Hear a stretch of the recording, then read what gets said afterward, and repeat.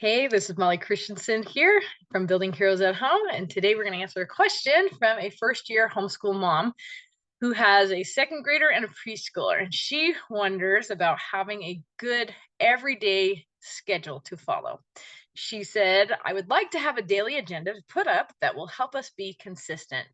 And I love that she's trying to be consistent in her homeschool because that is certainly going to help a lot. But at the same time, I'm going to caution not having like an hourly agenda because that's going to be a little rough to follow in homeschool because homeschool has to be a little more flexible than a regular school. So I suggest planning your schedule in more like in rhythms or time blocking ways instead of something hourly, like saying, oh, I'm going to do math at 9:30 and English at 10:30, because life doesn't actually really work like that, especially when you're home. So a good flow type of routine or schedule could look like something like this. Start off in the morning with morning routine sort of things like getting ready, getting dressed, brushing teeth, cleaning your room, making the bed, eating breakfast, cleaning up the house. And you know what? This is always going to take way longer than you think, especially with kids. And then you can do like a morning devotional where you gather as a family, and it could be like a morning basket type thing, or where you're reading scripture together, or that sort of thing.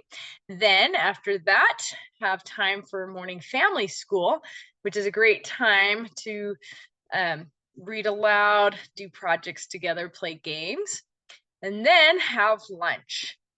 After lunch, that can be free play time, especially with this young of age. And you can also pull in some individual skills time where you're practicing the things that require practice in order to master, such as practicing the piano or handwriting or math facts, things like that. I like to have the afternoon as unscheduled as possible for free play because kids keep learning when they're playing. But then we can also have time to be flexible, like go on field trips or whatever. But also, mom can get things done during this time. Then you've got your dinner, and then you go on to an evening routine where it's not just bedtime routine. You can also factor in like, let's clean up after dinner, let's play a family game when dad's home, or whatever works for you.